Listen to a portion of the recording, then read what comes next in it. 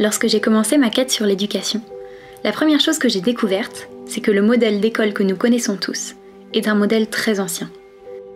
Un modèle qui n'a presque pas évolué depuis la révolution industrielle.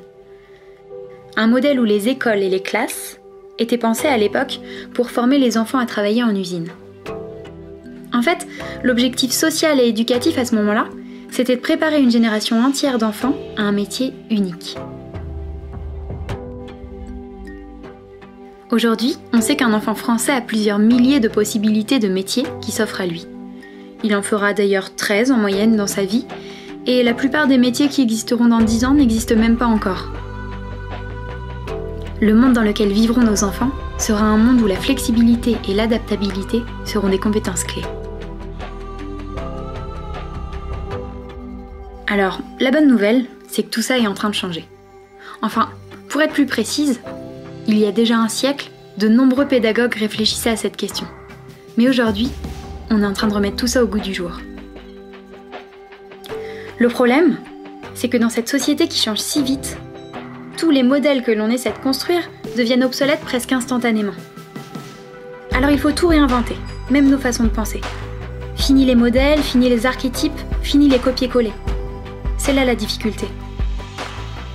Alors quand je me suis rendu compte de tout ça, j'ai tenté de comprendre dans quelle direction il fallait se diriger. J'ai observé ce qu'il se faisait un peu partout dans le monde, j'ai découvert des choses vraiment inspirantes. Mais à ce moment-là, je m'intéressais surtout à ce qu'il se faisait à l'étranger. Je délaissais cette France que tout le monde disait en retard, aux résultats scolaires moyens et au bien-être à l'école en chute libre. Puis par hasard, sur mon chemin, j'ai rencontré des enseignants. Des enseignants français qui travaillaient avec détermination et avec passion pour rendre l'école plus joyeuse, plus positive, plus bienveillante et surtout plus adaptée aux enfants d'aujourd'hui et à leur époque. Des enseignants qui ont changé l'aménagement de leur classe pour mieux changer leur pédagogie. Alors moi, j'ai changé mes plans.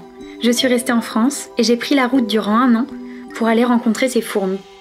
Ces personnes humbles, discrètes, ambitieuses, déterminées et surtout solidaires, qui travaillent dans l'ombre, à petits pas, pour construire ensemble l'école de demain.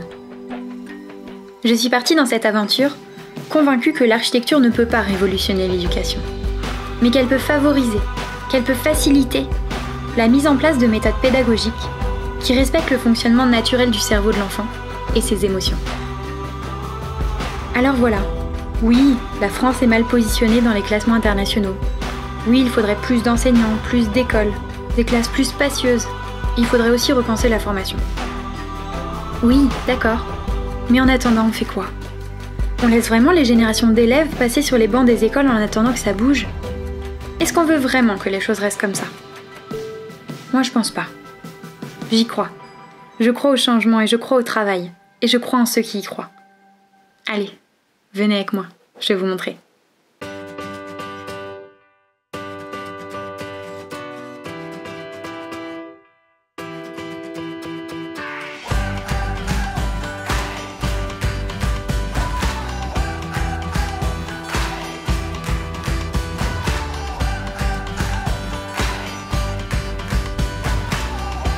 Avec l'apparition de nombreux médias et du numérique, l'enseignement n'est plus frontal, non, il est devenu multimodal. Et afin de préserver la curiosité naturelle des enfants, cette soif d'apprendre, cette envie de comprendre, certains travaillent à ne plus fournir d'apprentissage linéaire, mais de les rendre holistiques, apprendre de tout et de la vie surtout. Alors pour moi, la curiosité, en fait, c'est la base de l'apprentissage, justement. C'est ce qui va pousser le petit être humain et puis même, je dirais, dans la nature, n'importe quel être vivant, finalement, à grandir, à évoluer. C'est la curiosité qui amène la découverte et la curiosité est quelque chose de naturel et de spontané, en fait. Pas important, je trouve que c'est indispensable. Je pense pas qu'on puisse apprendre sans curiosité, en fait. Voilà. Parce que si on n'a pas envie d'apprendre, on n'apprend pas. Donc ça fait passer la curiosité. Et je pense que c'est primordial. Il faut donner envie aux enfants d'apprendre en éveillant leur curiosité Et je pense que cette envie ne va que croissant, en fait. Si déjà à l'école, on arrive à donner envie aux enfants d'apprendre et d'être curieux, c'est fabuleux.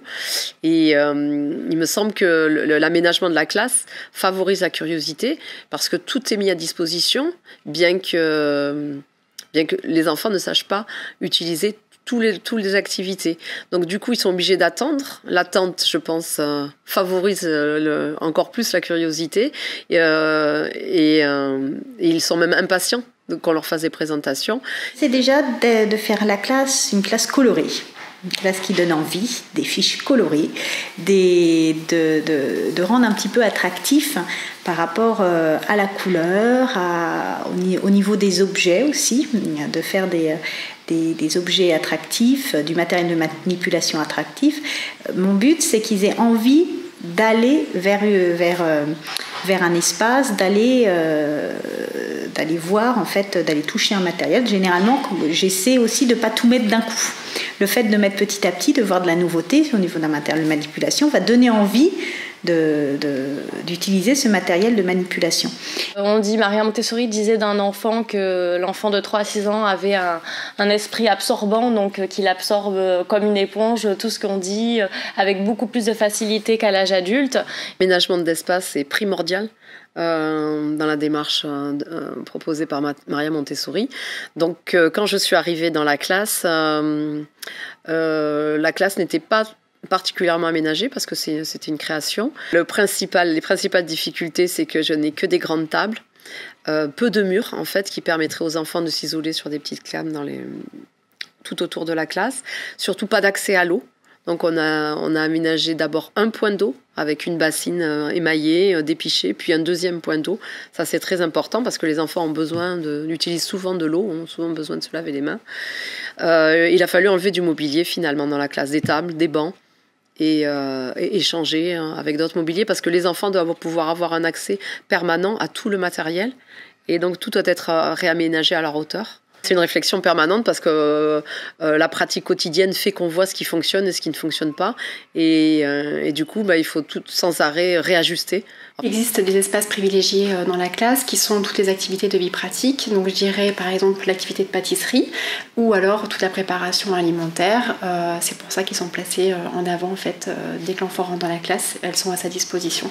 Ce qui peut favoriser la curiosité de l'enfant, c'est donc le fait de pouvoir circuler librement, de pouvoir venir regarder ce que les autres enfants font comme atelier. Le fait est également que sur une table de 2 ou 3 places, les enfants fassent chacun leur atelier. Ça leur donne aussi la possibilité de la même façon d'observer les autres enfants travailler. Et il y a aussi l'observation entre pairs qui favorise la curiosité parce que souvent ils sont sur une activité et ils voient un copain ou une copine qui fait quelque chose et tout de suite on voit leur regard s'aimanter sur ce qu'ils font et ils n'ont qu'une envie une fois qu'ils ont terminé la leur, c'est de faire l'autre.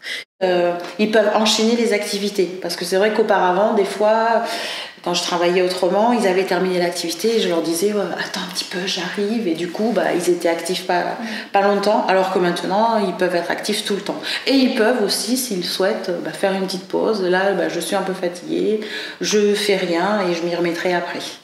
Alors comme moi j'ai une classe qui est quand même vitrée, donc souvent quand j'ouvre la porte, quand il fait beau, les enfants peuvent aller aux endroits où je peux quand même les voir parce que c'est quand même important que j'ai un visu sur eux. Et donc ils peuvent aller dehors dans tout l'espace dehors. Et parfois quand il fait vraiment très chaud, quand on fait de l'art plastique ou quand on fait des sciences, on est tous dehors. Et dans ce cas-là, sur une surface beaucoup plus étendue, et les enfants peuvent travailler dehors comme ça. Si l'aménagement de la classe et les activités proposées durant la journée sont essentielles pour éveiller et maintenir la curiosité de l'enfant, la nature, elle, est un des éléments les plus efficaces. Quoi de mieux qu'une promenade en forêt, d'avoir les mains dans la terre ou d'observer les plantes et les animaux pour en tirer des apprentissages concrets. Il y a tout le projet autour du jardinage qui est un point fort parce que c'est vraiment génial de sortir pour travailler la terre à certains moments. Moi je passe tout le mardi après-midi dans la terre, je me régale. Alors le point fort c'est la terre. C'est que les enfants peuvent gratter la terre, planter, chercher des vers de terre, jouer à construire des cabanes avec les roseaux qu'ils trouvent. Ils ont construit 2 tipis dans la cour d'école. Ça, pour moi, c'est un des points forts de la maison, c'est qu'on a un vrai jardin. Il y a de l'herbe, il y a de la terre. Ils font des infusions, donc ils cueillent des herbes, ils mettent de l'eau, ils patouillent. Ils se régalent dehors. Par exemple, l'apprentissage des mesures, quand on a construit le poulailler, ça a été vraiment une occasion inespérée d'apprendre à mesurer. Il y a un enfant une fois qui a amené des mues de serpents, et puis il y en a un qui a posé la question, qui s'est demandé, mais tiens, laquelle est la plus longue de mues de serpent parmi les 3? Et elles étaient à peu près de même longueur, donc on a proposé de mesurer pour pouvoir répondre à cette question. Et du coup, les enfants de CP ont appris à mesurer à cette occasion-là. Au Danemark, une partie des écoles maternelles sont des écoles en pleine nature. Des écoles sans bâtiments scolaires et où les enfants grandissent et évoluent dans la nature. Mais finalement, est-ce que l'on a vraiment besoin d'un bâtiment scolaire pour apprendre? Est-ce qu'il n'y aurait pas d'autres possibilités? La particularité principale, c'est qu'on est à la maison, tout simplement, que du coup c'est un petit effectif, puisqu'on peut accueillir 6 enfants maximum. Donc on a l'occasion vraiment d'être à l'écoute de l'enfant, de ses besoins, de son rythme, de ses envies, et vraiment pouvoir être là pour répondre présent quand il le demande. Puis l'enfant est dans un univers qu'il connaît. Même si les enfants qui sont pas les nôtres viennent là, ils sont dans un univers, c'est comme à la maison. C'est pas une salle de classe qui peut être plus ou moins froide. C'est une prolongation de l'éducation à la maison. Il n'y a pas cette pression de se dire je vais dans un lieu pour apprendre. Je sors de ma maison et je m'en vais. Il fallait pas trop que ça empiète non plus sur notre vie privée, puisque ça reste notre salon, une pièce dédiée à l'école, mais on pouvait pas tout démolir pour tout reconstruire en version école classique. Donc c'est des petits aménagements. Des écoles dans la forêt, une école dans une maison, l'instruction en famille. Ça veut dire qu'il existe des écoles sans école finalement. Mais alors, ça veut dire que la classe n'est pas le seul lieu d'apprentissage et que l'enseignant n'est pas la seule personne dont on apprend. Et puis, si on arrive à préserver cette curiosité, est-ce que ça suffit pour apprendre? Qu'est-ce que ça donne si on leur laisse un peu plus de liberté?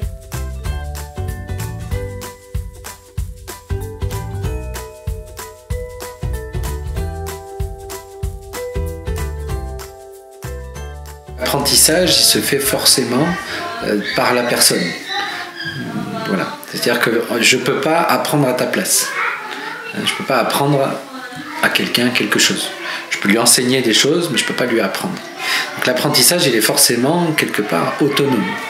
L'autonomie, je la placerai plus sur le plan de comment je me mobilise, comment je vais me mobiliser pour apprendre. En fait. Si je suis autonome, en fait, je vais dans le choix de mon travail, par exemple, ça va me donner le sentiment de puissance. Et donc, si j'ai un sentiment de puissance, c'est dans le sens de la possibilité, en fait. Plus rien ne m'arrête. Plus rien ne m'arrête, donc je peux tout apprendre. Je ne me sens pas limité. Voilà. En cherchant justement à permettre aux enfants d'être plus libres dans leurs apprentissages, j'ai découvert donc les écoles démocratiques. Et j'étais vraiment convaincue de ce concept-là, parce que je le voyais vraiment dans les classes, que les enfants, quand on les mettait dans des situations d'apprentissage qui leur permettaient de découvrir par eux-mêmes, et bien finalement c'était leur curiosité naturelle qui les amenait à apprendre, et c'était l'intérêt qu'ils portaient au projet, c'était vraiment leur motivation personnelle qui leur permettait d'apprendre. Et du coup, dans les écoles démocratiques, vraiment ce qui était mis en avant, c'était justement cette curiosité naturelle et cette liberté de pouvoir mener la même activité autant de temps qu'on le souhaite, de pouvoir avoir le choix dans la façon dont on passe notre journée. Et ça me semblait important en fait et essentiel pour les enfants, les ados, les adultes. Pour être dans de bonnes conditions d'apprentissage, l'enfant doit être serein. Il doit se sentir en sécurité. Il est donc important que l'espace dans lequel l'enfant évolue puisse lui donner des repères rassurants. Alors c'est pas moi qui l'ai dit, et en fait c'est les ATSEM de l'école quand au début où je l'ai aménagé, elles disaient on dirait une petite maison et on n'a pas envie d'en partir quand on rentre. Voilà. Donc ça me va bien. Cette maison, elle nous offre des possibilités au niveau de la pédagogie. Le fait qu'il y ait plein de petits espaces, ça évite l'open space de la classe ordinaire où le bruit monte beaucoup, où les gens peuvent facilement être gênés par les allées et venues les uns des autres. Là, le fait qu'on ait des petits espaces différenciés, ça permet à chacun de pouvoir trouver un lieu calme pour se concentrer ou plus actif si c'est une activité un petit peu plus dynamique. Voilà, ça c'est vraiment un avantage. C'est-à-dire que si on nous avait proposé un local ouvert, on aurait mis des cloisons. On voulait vraiment qu'il y ait ces petits espaces confortables, sécurisants et puis calmes. Il y a 3 aires distinctes dans la communauté enfantine. Donc il y a ce qu'on appelle la vie pratique, donc avec la préparation alimentaire, le soin de l'environnement, soin intérieur et extérieur. Il y a toute la partie du développement psychomoteur, une partie de langage, et puis de l'autre côté où ça va être les arts qui sont développés. Voilà. Et là, on retrouve la vie pratique. Donc, en fait, c'est un espace qui est clairement préparé pour l'enfant et où l'enfant, il a ses repères, en fait, dès qu'il entre dans la classe. Voilà. C'est aussi ça, développer les apprentissages, c'est aussi l'aider à devenir indépendant, à faire seul. Alors cet espace, donc au niveau de la maison des enfants, donc dans une classe 3-6 Montessori, en général l'espace il est toujours, n'importe quelle que soit l'école respecte certaines règles au niveau donc des aires distinctes. On peut toujours voir en général 4 aires distinctes dans une ambiance Montessori, 3-6. Donc le côté vie pratique, le côté donc sensoriel où nous sommes, le côté langage et mathématiques. Et donc dans ces différentes aires, en général, il y a toujours des petites tables individuelles qui sont disposées et des espaces au sol assez libres pour pouvoir permettre aux enfants de disposer les tapis et travailler dessus.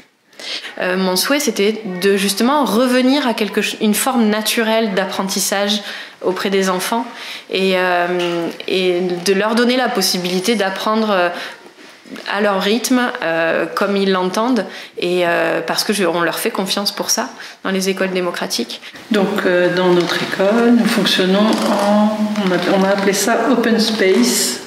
Alors les enfants sont cette année au nombre de 38 dans l'école et ils peuvent circuler librement d'une classe à l'autre, d'une salle à l'autre. En tout, on a 4 salles différentes. 3 salles de classe et la salle de jeu. Après, c'est pas de la liberté totale.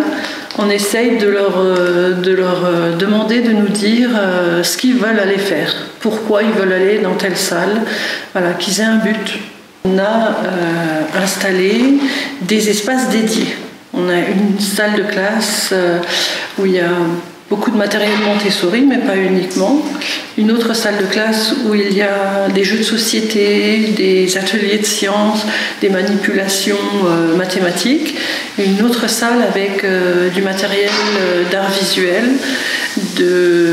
d'informatique et aussi des jeux de construction. Donc on s'est rendu compte avec ma collègue à la fin de cette période que si on les laissait finalement circuler d'une classe à l'autre, on pouvait réaménager nos classes et supprimer les doublons. Donc par exemple, on avait chacune une table de dessin libre avec des petits bricolages. Donc on a fait une seule table de dessin dans une salle. Après il y avait des jeux mathématiques ou des jeux de société qui étaient dans les 2 classes. Donc, mais on a fait exactement pareil, on a rassemblé, donc on a vraiment créé ces espaces dédiés afin de pouvoir en développer d'autres. La classe, elle fonctionne presque entre guillemets toute seule là, parce qu'ils sont capables d'aller chercher une activité, de la ranger. Si, je sais pas, je donne un exemple, si beaucoup de papier par terre, ils vont aller chercher la balayette. C'est vraiment le fondement des apprentissages et l'enfant, c'est une grande fierté de faire lui-même tout seul. L'autonomie, c'est évident qu'il suffit. En plus, il ne suffit pas de prendre une activité pour la mener à bien. Il y a toute une démarche qui fait qu'il faut aller la chercher. Il faut la mener à bien. Il faut la remettre dans l'état dans lequel on l'a trouvée, la ranger à sa place. Donc, non seulement l'autonomie favorise la responsabilisation des enfants et toujours finalement leur respect du matériel et le respect des autres. Parce qu'ils ont très bien compris que pour qu'un autre enfant puisse prendre l'activité, il faut qu'elle soit à sa place. Donc dans la plupart des cas, ils le font avec plaisir et du coup leur autonomie est merveilleuse, quoi. On a remarqué qu'ils étaient capables d'aller au-delà de ce qu'on leur demandait d'habitude. Mais depuis le début de l'année déjà, j'ai remarqué qu'ils sont de plus en plus calmes, parce que de plus en plus actifs. Et leur concentration est favorisée. Ils sont assez bienveillants les uns avec les autres aussi. Ils s'entraident volontiers. Et voilà, moi ce que je remarque, c'est le calme, l'activité permanente en fait. On dirait une petite ruche, pas tout le temps, mais la plupart du temps. Et par rapport aux autres années, oui, je trouve qu'indéniablement, ou évidemment l'autonomie est favorisée par ce type de démarche, mais c'est le calme des enfants, leur concentration et leur bien-être, parce que finalement ils ont l'air bien. Souvent on dit qu'en maternelle c'est le lieu où il faut que l'enfant apprenne à devenir élève. Voilà. Et donc pour ça passe par être capable de rester assis 6 heures par jour sur une table, de ne pas bouger et puis d'écouter. Alors nous on n'est pas d'accord avec ça. Et je me suis rendu compte que les enfants de CP qui arrivaient de maternelle, où on avait le droit, l'opportunité, où même on était invités à bouger, changer de lieu, changer d'espace, se lever, ils perdaient cette opportunité-là en arrivant au CP et ils le vivaient très mal. Donc souvent, avec les collègues, j'entendais dans les salles des maîtres, mais il n'arrive pas à tenir en place. Ben non, il n'arrive pas, mais parce qu'il ne peut pas. Parce qu'à 6 ans, on ne peut pas passer d'un mode de fonctionnement où je bouge toute la journée à un mode de fonctionnement où je suis assise 6 heures par jour. C'est juste physiologiquement impossible. Et le principe, la façon dont les classes sont meublées, dont elles sont agencées, c'est difficilement compatible en élémentaire avec cette liberté de mouvement. Donc ça, c'était vraiment un critère à la base de notre projet aussi, c'est permettre aux enfants de continuer à vivre le mouvement. Pas tout le temps, pas toute la journée. Il y a des temps où on va être à son bureau parce que pour travailler sur l'apprentissage de l'écriture, on a besoin d'être installé de cette façon-là. Mais il y a d'autres moments où ça gêne en rien les apprentissages, d'être allongé au sol, de marcher, d'aller dehors s'il faut, ou d'aller sous une table. Voilà, on part vraiment du principe avec Cédric que ça c'est important, et surtout chez les plus jeunes qui ont vraiment ce besoin énorme de bouger. Alors, la classe flexible, c'est permettre aux enfants d'avoir différentes assises. À la base, pourquoi je suis venue à la classe flexible? Parce que j'ai remarqué que les enfants avaient besoin de bouger. Et certains enfants apprennent en bougeant. C'est-à-dire la position statique leur demande tellement de concentration qu'ils n'arrivent plus à s'intéresser à l'activité, à l'apprentissage, et donc sont tellement omnibulés par le fait de rester tranquilles que du coup, ils n'apprennent pas. Ils stagnent. Donc avec cet aménagement flexible, le but est de proposer aux enfants des espaces différents et variés.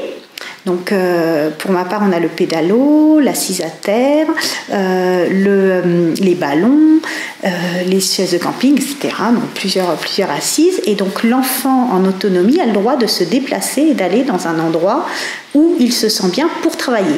Il y avait trop d'élèves qui attendaient après moi pour prendre des initiatives. Donc ça a été un des moteurs en fait de mon changement de pratique. J'ai pris un tournant à 180 degrés cette année. J'ai totalement changé de pratique pédagogique. Je suis arrivée à ce concept de bouge ta classe. Donc mis en place dans mon académie, en plus à Versailles, sur le concept du flexible sitting et du changement d'aménagement pour favoriser les apprentissages des élèves. Donc fort de tout ça, j'ai commencé par petits groupes à mettre en place des ateliers de manière hebdomadaire, une fois par semaine. Et ça m'a permis de me décentrer sur ma pratique, puisque quand les élèves étaient comme ça en autonomie dans des petits groupes d'apprentissage, je pouvais me placer en spectatrice de la classe et j'ai pu découvrir des choses que l'on ne voit pas forcément quand on est justement la maîtresse qui transmet et qui finalement est toujours dans un rôle de transmission et on n'a pas de recul. Et en me plaçant en spectateur, je me suis rendu compte que ils apprennent vraiment très très bien. Ils retransmettent les apprentissages, ils reproduisent ce qu'ils ont vu faire par l'enseignante. Ils modélisent entre eux et ils vont faire naturellement ce qu'on appelle le tutorat. C'est-à-dire que des élèves vont pouvoir venir en aide à leurs camarades. Des élèves vont pouvoir expliquer, devenir des référents pour certains jeux, pour certains ateliers et pour certaines pratiques. Voilà, donc fort de tout ça, je me suis dit il faut que j'aille encore plus loin. Et du coup, au mois de décembre, j'ai pris la décision qu'au retour des vacances de Noël, j'allais passer vraiment dans une transition de classe et qu'on allait passer à la classe flexible. Et en plus de ça, il faut modifier la pratique pédagogique, puisque si on commence à changer les assises, on se rend compte qu'il faut changer aussi la façon de pratiquer. Donner de la flexibilité aux enfants, ça implique d'en donner aux apprentissages, puisque les enfants vont aller à leur rythme, dans des compétences, et donc finalement on n'est plus dans une spirale de tout le monde travaille au même rythme. On est dans chacun évolue à son rythme selon ses aptitudes et selon son parcours en fait. Donc, alors, les grands principes, c'est d'abord de désencombrer l'espace, puisque pour amener du mobilier varié, il faut absolument essayer de faire le vide. Donc moi, ça a commencé par retirer des tables. Le bureau, je l'ai toujours pour l'instant dans ma classe, mais il s'en va à la prochaine rentrée. Donc voilà, c'est repenser son espace en enlevant du mobilier qui nous est pas forcément indispensable et qui n'est pas nécessaire aux élèves. Le deuxième point, pour favoriser en fait cette flexibilité, c'est d'avoir des meubles à casier un peu du style maternel, où les enfants vont pouvoir ranger leurs petites affaires. Donc ils ont quand même un petit espace à eux dans lequel ils peuvent mettre leurs affaires, parce que pour certains c'est important. Mais avec ce meuble à casier, on n'utilise plus les cases qui sont sous les tables, ce qui fait que les places ne sont plus attitrées. Les enfants peuvent se déplacer beaucoup plus facilement que quand on a encore dans l'idée qu'on a une case qui nous est propre.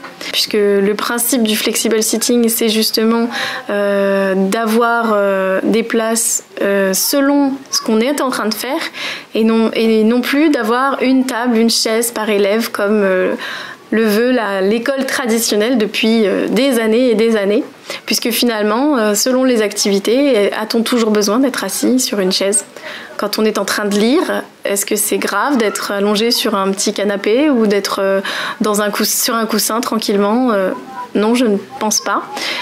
Quand on est en train de travailler sur de la manipulation d'étiquettes, a-t-on vraiment besoin de travailler sur une table alors qu'un enfant peut très bien être à l'aise par terre ? Nous, en tant qu'enseignants, quand on est en formation, on a beaucoup de mal à tenir sur une chaise et à écouter un conférencier parler durant 1 ou 2 heures, et on s'en rend compte quand on analyse que finalement on n'est pas mieux que les élèves à qui on demande quelque chose. Voilà, on ne le fait pas nous-mêmes, mais on l'impose à nos élèves. Et ça m'a beaucoup travaillé. Je me suis dit qu'il fallait aussi peut-être changer ce regard et adapter en fait mes pratiques, puisque moi-même je n'y arrive pas en tant qu'adulte. Pourquoi je l'impose à mes élèves ? Il n'y a pas de matériel imposé dans une classe flexible, dans la mesure où tout peut servir de support. Vous avez des bancs, vous amenez une petite chaise, et un élève peut tout à fait se créer un environnement de travail en apportant sa petite chaise devant le banc. Le banc lui fait office de table, et en fait ça ne vous a rien coûté en aménagement. Donc voilà, c'est vraiment, je dirais, un réaménagement, un repenser les espaces, mais il n'y a pas forcément beaucoup à investir au départ. C'est mieux ranger, mieux espacer, mieux gérer en fait l'aménagement de classe. Après, on peut néanmoins apporter différentes assises pour répondre à des problématiques d'élèves qui seraient un petit peu agités, qui auraient du mal à se concentrer en restant assis, des élèves qui vont se balancer souvent sur leur chaise.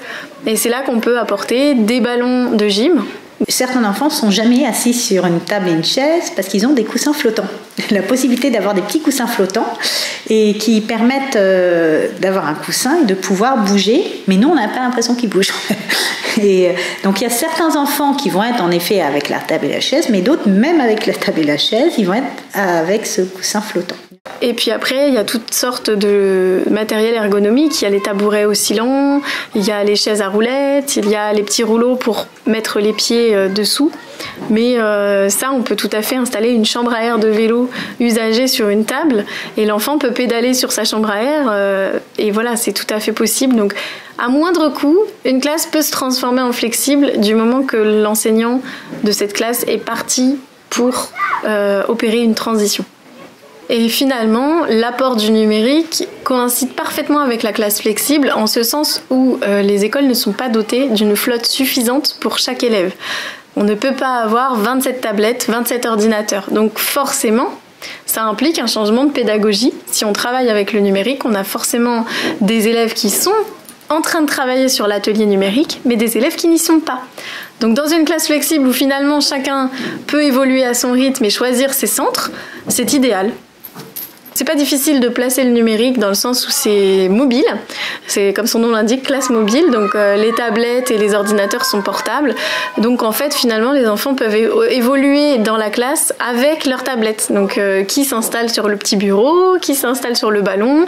Vraiment, ils font un choix aussi avec le numérique. Ça rentre totalement dans ce fonctionnement. Oui, on pourrait penser que la liberté qu'il leur a accordée favoriserait le bazar dans la classe, des jeux inappropriés. Au contraire, en fait, les enfants vont d'eux-mêmes vers des activités qui sont des fois excessivement exigeantes en concentration ou qui sont des fois très minutieuses, voire difficiles. Enfin, ils se mettent jamais vraiment en danger en essayant de faire quelque chose de trop difficile, mais voilà, oui, la liberté qui leur est donnée fait qu'ils sont encore plus respectueux des règles de vie de la classe, enfin, je trouve.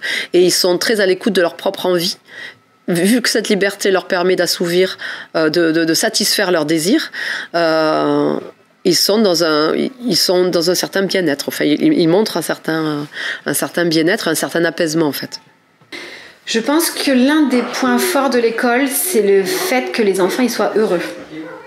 On les sent épanouis, on les sent tranquilles et on les voit gagner en confiance en eux. Et ça, c'est important. On sent qu'ils ont de plus en plus d'estime d'eux-mêmes, qu'ils se sentent tout à fait autorisés à prendre la parole, à faire des propositions, qu'ils se sentent légitimes là-dedans, qu'ils se construisent vraiment comme des petites personnes, au même titre que les grandes personnes. Moi, je me dis qu'en tant que maman, de quoi j'ai envie pour mes enfants ? Je n'ai pas forcément envie qu'ils soient chirurgiens, qu'ils soient avocats, j'ai envie qu'ils soient heureux. Et pour être heureux, il suffit de pas grand-chose, quoi. Il suffit de savoir se connaître un peu, s'écouter et se donner les moyens. Et c'est tout ce qu'on essaie de travailler à l'école, c'est-à-dire savoir être à l'écoute de ses besoins, de quoi j'ai besoin pour travailler correctement. Moi, j'ai besoin d'un petit coin confiné où je vais être tout seul. Moi, j'ai besoin d'être allongé au sol. Moi, j'ai besoin de tel outil. Donc, apprendre à s'écouter, apprendre à se donner les moyens aussi. Si j'ai un objectif à atteindre, il va falloir que je me mobilise, il va falloir que je fasse des efforts, il va falloir que je me mette au travail. Et parfois, c'est pas confortable, et parfois, c'est pas facile, et parfois, c'est long et c'est fatigant. Oui, mais j'ai mon objectif qui me tient, alors je me mobilise.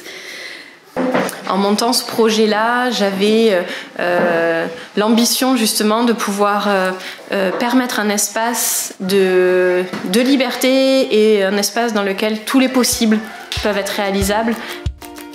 Bon, alors si on résume tout ça, l'autonomie est une compétence qui se développe, et si on fournit un environnement adapté et que l'on fait confiance à l'enfant, ça peut être bluffant. Et si on veut que tout cela se mette en place, il faut travailler l'espace scolaire pour qu'il favorise la confiance, la concentration et permette le mouvement.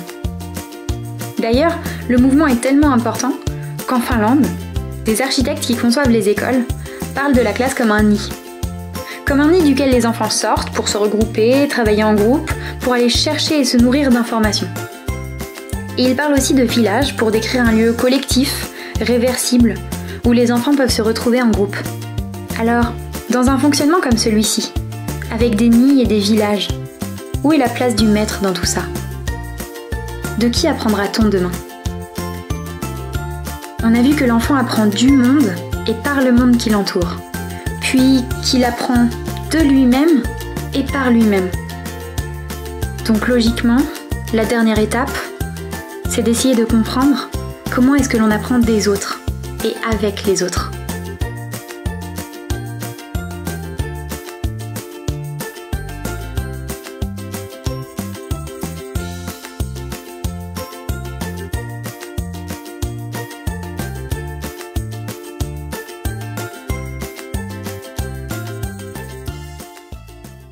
Notre peut-être slogan de l'école, c'est faire école pour faire société.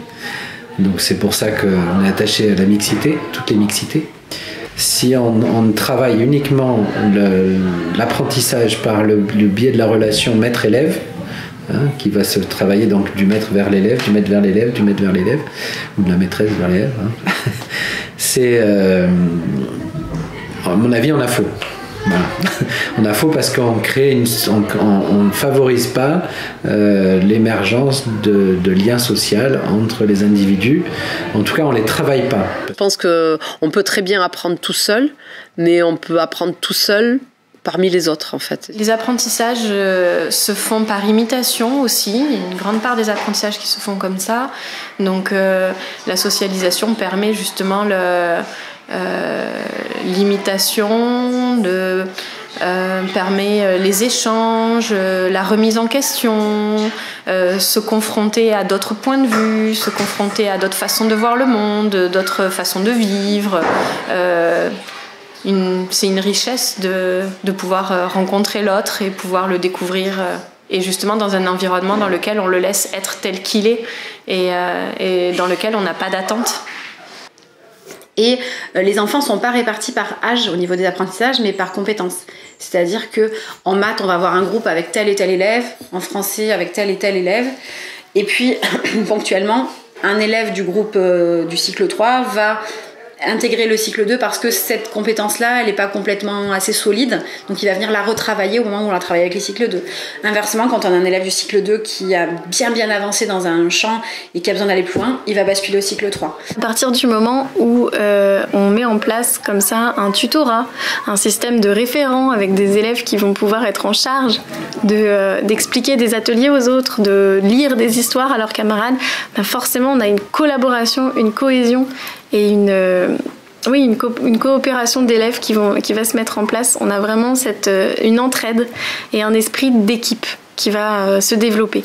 Et notamment dans les quartiers REP un peu difficiles, comme celui dans lequel j'enseigne, c'est très très important d'avoir cette cohésion, cet esprit d'équipe qui vraiment va être renforcé par cette classe flexible. Parce que très souvent, dans une classe plus traditionnelle, avant, je confiais la tâche de tuteur aux élèves performants. C'est le travers que beaucoup d'enseignants ont, et moi la première. Et c'est ce que dénonce le chercheur Sylvain Connac. Justement, il en parle dans ses études et il dit que c'est toujours les mêmes qui sont les tuteurs. Ce sont toujours les mêmes élèves qui vont être aidés. Et finalement, on tombe dans une spirale un petit peu néfaste. Des bons élèves qui vont un petit peu prendre la grosse tête et des moins bons élèves qui vont se trouver toujours frustrés de demander et qui peuvent se renfermer sur eux-mêmes et ne plus vouloir solliciter de l'aide parce que finalement toujours stigmatisés. Et là, dans une classe flexible, on peut mettre en place du tutorat et des référents sur tellement de choses que tous les élèves peuvent, à un moment donné dans l'année, voire à plusieurs moments, devenir des référents. Quand vous introduisez un nouveau matériel, on n'a pas forcément besoin d'avoir un élève qui est très performant pour lui expliquer comment fonctionne, par exemple, le lecteur DVD. Donc cet élève va pouvoir, un élève plus faible, moins à l'aise dans la classe, va pouvoir être le référent. Et là, une grande confiance en soi va être gagnée parce que le fait d'aller expliquer à ses camarades qui réussissent habituellement mieux que lui, quelque chose que lui seul maîtrise, ça valorise énormément ces petits élèves qui, d'habitude, dans le grand groupe, se font oublier. Alors nous, ce qu'on avait pu voir lorsqu'on avait visité d'autres écoles démocratiques qui avaient ouvert en France récemment, c'était l'importance d'avoir au moins 2 espaces, un espace calme, dans lequel on peut lire, se reposer, travailler et plutôt se concentrer, et un espace dans lequel il y a besoin aussi de jouer, d'être vivant et d'être actif et de bouger et de s'exprimer, et donc il y avait déjà cette conception de 2 espaces différents. Et puis là, avec l'espace qu'on avait total, c'était plus facile d'imaginer d'autres espaces encore, de cloisonner encore, et donc on a réfléchi à un espace calme du coup d'un côté, et puis après un espace de jeu, et puis aussi on avait envie d'avoir un vrai espace de motricité justement pour donner de la place vraiment à toutes les activités artistiques comme le théâtre, la danse. On avait envie d'avoir une pièce un peu cœur d'école, donc une pièce particulière qui s'appelle la salle du conseil. Donc une pièce qui serait utilisée pour les activités de groupe, donc de construction de groupe, telles que le quad neuf, telles que le conseil justement, l'institution qui nous permet de prendre les décisions concernant la vie de l'école, les temps d'atelier philo. Donc cette salle-là, on la voulait sans mobilier. On la voulait libre au sol pour que les enfants justement puissent être soit assis, soit allongés, en tout cas dans une position confortable. Les tables qui sont accrochées au mur et qui se soulèvent, ça c'est venu du fait qu'on s'était dit cette salle-là, il faut qu'on puisse vraiment ne pas avoir de mobilier dedans pour avoir un peu d'espace. C'est la plus grande de l'école, enfin, elle fait 25 mètres carrés, mais il y a le placard déjà au fond, etc. Donc, on veut aussi en faire la salle du conseil, que ce soit agréable, cosy. Enfin, on voulait pas de mobilier, mais à un moment donné, on s'est dit, mais quand même, on a besoin aussi d'avoir d'autres espaces de travail à certains moments. Les enfants, ils puissent travailler par terre, c'est bien, mais pas toujours. Des fois, ils ont envie aussi d'être assis sur une chaise devant une table, ou voire même debout. Alors, ces tables-là, elles sont pas mal. On les a mis à, je crois, 70 cm de haut. Et en fait, en mettant un petit bac vert plus un livre posé par-dessus, en fait, ils s'en servent comme d'un bureau où ils peuvent travailler debout. Voilà. Le grand changement entre 3-6 et 6-9, c'est vraiment les tables en fait. Chez nous, donc c'est tout individuel. Et à partir des 6 ans, donc jusqu'au 6-12, 12-15, c'est des tables donc assez grandes collectives parce que les enfants à cet âge-là, à partir de 6 ans, ils sont vraiment ouverts au social. Donc, tandis que nous, ils sont beaucoup plus centrés sur eux-mêmes. Donc, petit à petit, ils vont se décentrer. Et donc là, on va avoir un partage à faire au niveau du matériel et de l'entraide. Donc, on va avoir beaucoup de tables collectives en général. De l'absence de table individuelle, en fait, donc il a fallu trouver une solution pour que les enfants aient leur espace à eux, parce que c'est très important dans la démarche Montessori que l'enfant ait son propre espace matérialisé pour mener à bien une activité.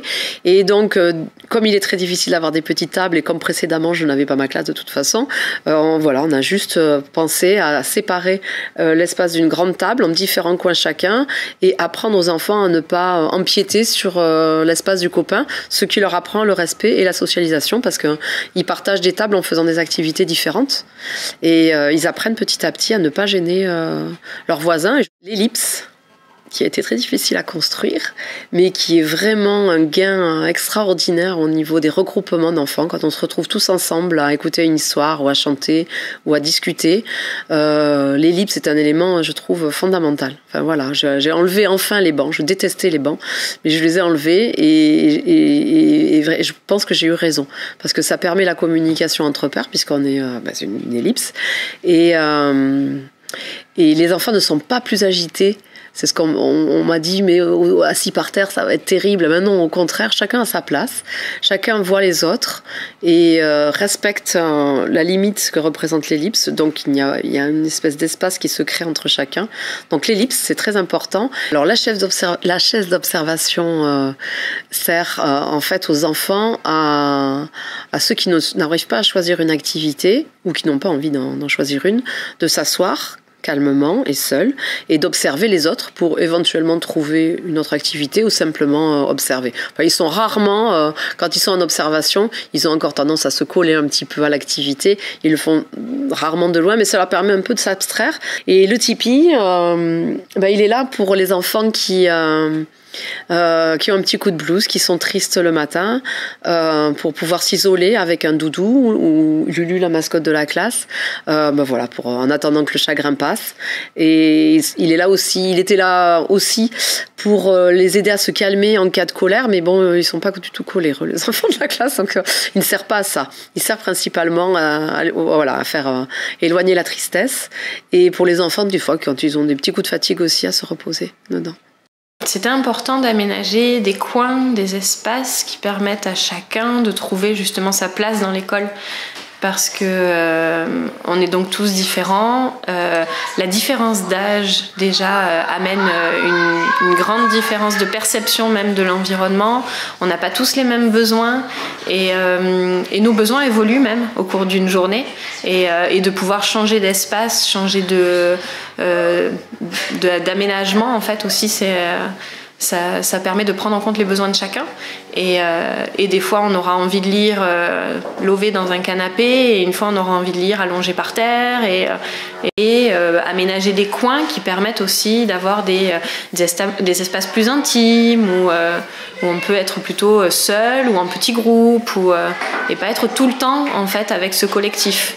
Tout le temps, parce que la vie en collectivité, elle n'est pas non plus à subir. J'ai été acheter du matériel flexible, c'est-à-dire des ballons de yoga, des coussins, des petits bureaux, un petit peu de matériel en fait ergonomique et qui change de ce qu'on trouve dans une classe traditionnelle. Et j'ai apporté tout ça aux élèves et je leur ai présenté le concept, puisque ça c'est très important d'avoir toujours les élèves avec nous et d'avoir leur accord et puis leur consentement à essayer des choses nouvelles. On n'avait pas accès à l'espace extérieur pour faire sport. Je savais que j'allais faire sport dans la classe, donc j'ai choisi de mettre au centre de la pièce des meubles qu'on pouvait facilement déplacer, donc des meubles sur roulettes, pour pouvoir nous libérer entièrement la place, entièrement l'espace de la classe pour faire sport. Maurice Mazalto, que j'ai eu la chance de rencontrer cette année et avec lequel j'ai pu avoir des échanges absolument passionnants, défend que pour favoriser le bien-être à l'école, il est indispensable de repenser l'ensemble de l'espace scolaire. Pas uniquement la salle de classe, non, mais aussi les couloirs, les circulations, les halls d'accueil, les toilettes, les espaces de restauration. Tout cela pour favoriser un climat scolaire plus sain, bienveillant et apaisé. Ce qu'on apprécie beaucoup aussi, c'est toute la solidarité qui se met en place naturellement entre les enfants. Ça, c'est vraiment beau à voir. Le fait qu'on accueille des enfants qui relèvent du handicap, enfin qui ont des difficultés qui relèvent du handicap, ça fait que naturellement, il y a des mécanismes d'entraide qui se mettent en place sans que nous, on ait à initier ça, sans qu'on ait à dire « regarde, pense à un tel parce qu'il va avoir du mal à descendre la marche tout seul ». Ça se fait tout seul, les enfants se lèvent, tendent une main pour aider à descendre la marche. On sait qu'il y a une petite fille qui supporte très mal le bruit à cause de son autisme. Et ben les enfants d'eux-mêmes vont se réguler, vont dire « là, il y a Manon, c'est compliqué pour elle si on fait du bruit ». Et ça fait plaisir. Cette solidarité qui naît naturellement, elle est belle à voir. Là, c'est génial, comme on en parlait tout à l'heure. On a vraiment des enfants en situation de handicap. Ils sont des personnes, ils font partie à part entière du groupe, ils ont leur droit de décision, enfin, comme tout le monde. Et, par contre, ils ont des aménagements, voilà, normaux, nécessaires, et compris en plus et acceptés par tout le monde. Alors moi j'ai eu des enfants qui avaient des troubles autistiques et ça a été très positif parce qu'au contraire de manipuler, d'être au sol était quelque chose qui leur permettait de voir l'apprentissage de façon différente. Donc pour les enfants, et puis j'ai aussi des enfants dysorthographiques ou dyslexiques, et en plus du support qui est différent, le fait de pouvoir bouger faisait aussi en sorte qu'ils n'étaient pas en comparaison avec les autres. Parce que j'ai aussi des petits coins où ils peuvent être tout seuls, on ne peut pas les embêter, et souvent ils aiment bien aller dans ces coins-là pour s'isoler, et ça les aide beaucoup. Ce qui m'a poussée à créer cette école, enfin à écrire ce projet pédagogique, c'était d'abord l'envie vraiment de travailler en faveur de l'inclusion. Et une véritable inclusion. Pas juste des temps d'inclusion où on va sortir un enfant d'un groupe pour lui faire profiter d'une activité ponctuellement avec un autre groupe. Je voulais vraiment qu'on puisse accueillir des enfants en situation de handicap, des handicaps variés, autant des handicaps moteurs que mentaux, que le polyhandicap. Je voulais qu'ils puissent être accueillis au sein d'un groupe, faire partie intégrante de ce groupe et vivre toutes les expériences du groupe dans le groupe. Avoir vraiment une place à part entière. Et pour ça, je voulais qu'on mette en place des adaptations. C'est-à-dire qu'en gros, on compense le handicap par des moyens humains, par le biais d'adaptation de consignes, de matériel, de locaux, pour permettre vraiment à chacun de participer aux activités de l'école. Que ce soit pas juste « ça il peut pas ». Non, tout est possible avec des adaptations à chaque fois. Et ensuite, on a des personnes qui accompagnent les élèves en situation de handicap, mais qui ne sont pas des AVS, parce qu'on nous l'a refusé. Étant école privée hors contrat, on n'a pas le droit de bénéficier des aides de l'État, on n'a pas le droit de recevoir ni des subventions, ni d'accueillir des AVS qui seraient financés par l'éducation nationale, puisqu'on n'en relève pas. Donc ce sont les familles, pour l'instant, qui financent l'accompagnement de leurs enfants, ce qui est pour nous pas du tout satisfaisant, parce qu'on trouve ça profondément injuste. Donc on est en train de chercher des solutions pour que ça continue pas comme ça et qu'on arrive à nous leur fournir l'aide suffisante, l'aide humaine dont ces enfants ont besoin. En fait, au niveau de l'inclusion, tout à l'heure tu me demandais quelle était ma vision de l'inclusion. Pour moi, la place des enfants, elle est à l'école. Clairement, indéniablement. Et la place de tous les enfants est à l'école. Donc après, à nous d'aller chercher les professionnels là où ils travaillent actuellement, séparés du monde ordinaire, et de les faire venir dans ce monde ordinaire, de leur dire bienvenue, venez les ergothérapeutes, les orthophonistes, les éduques, venez chez nous, venez nous aider. Et ensemble, accueillons tous les enfants. Mettons en place ce qu'il faut pour pouvoir accueillir tous les enfants. Et c'est faisable, c'est vraiment faisable. Il est certain que lorsque l'on pense l'espace pour qu'il permette aux enfants en situation de handicap d'évoluer sereinement, c'est positif et absolument bénéfique pour tous.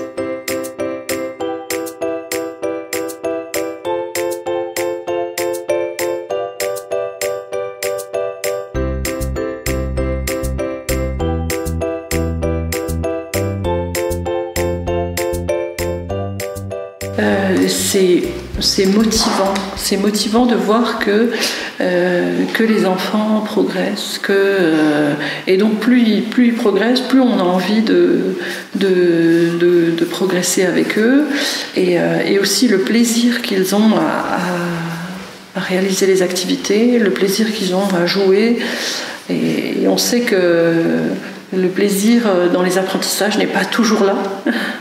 Donc c'est vraiment motivant de voir que les enfants peuvent apprendre en s'amusant. Ouais. Quand je vois les échanges que je peux avoir avec les enfants, quand ils témoignent de ce qu'ils pouvaient vivre jusqu'à maintenant et ce que l'école leur apporte aujourd'hui, ça me touche beaucoup. Et quand j'ai des échanges aussi même avec les familles où eux-mêmes me racontent comment ils vivaient aussi leur relation avec leurs enfants ou la scolarité de leurs enfants, ça me touche beaucoup aussi. Et au début, il y a des grosses périodes de doute. Est-ce que je vais y arriver? Que vont penser les collègues? Oser se lancer, ça a été difficile, mais très vite les doutes sont levés, parce que quand on est dans la classe et qu'on voit les élèves heureux, des enfants qui ont leurs yeux qui pétillent quand des activités sont réussies, on se dit que c'est gagné et que la voie elle est là, il faut continuer. C'est au quotidien, les petits sourires, l'ambiance de classe qui me pousse à continuer dans cette voie. Aujourd'hui j'éduque et j'enseigne d'une façon sereine parce que je suis droit dans mes bottes. Je fais ce en quoi je crois. Je pense qu'au niveau de l'école de demain, je dirais même plus loin que la classe de demain, je dirais l'école de demain, ça serait des espaces ouverts, où vraiment le bien-être des enfants serait pris en compte à 100%, avec donc des espaces cosy, des espaces de lecture, des espaces très vitrés aussi. Et puis je pense que dans l'idéal, la classe du futur, ce serait pas forcément une classe attribuée à un enseignant, mais un groupe d'élèves qui évoluerait en fait à son rythme avec des compétences variables. Et donc on serait peut-être plus sur pas de groupe de classe, mais des groupes d'élèves simplement.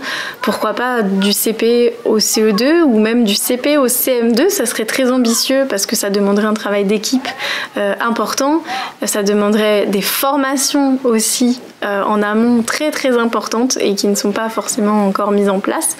Mais l'idée d'avoir un peu le bouge ton école, au-delà du bouge ta classe, donc avoir des espaces qui s'ouvrent et une flexibilité d'enseignement et donner en fait le temps au temps. C'est-à-dire que des élèves qui ne sont pas lecteurs, malheureusement en CE2, pourraient aller faire de la lecture avec des élèves de CP. Et des élèves au contraire de CE1 qui seraient très performants en lecture pourraient peut-être aller faire de la lecture avec des élèves de CM1. Mais ça nécessite un aménagement différent. Parce que dans nos écoles actuelles, on est confronté à l'architecture, des couloirs assez fermés, des escaliers partout, qui font qu'on ne peut pas laisser les enfants se déplacer sans surveillance, parce qu'on a des raisons de sécurité. Et donc ces déplacements-là ne sont pas facilités avec les architectures des anciennes écoles, qui sont très souvent sur 2 étages, avec un couloir et puis des classes de chaque côté.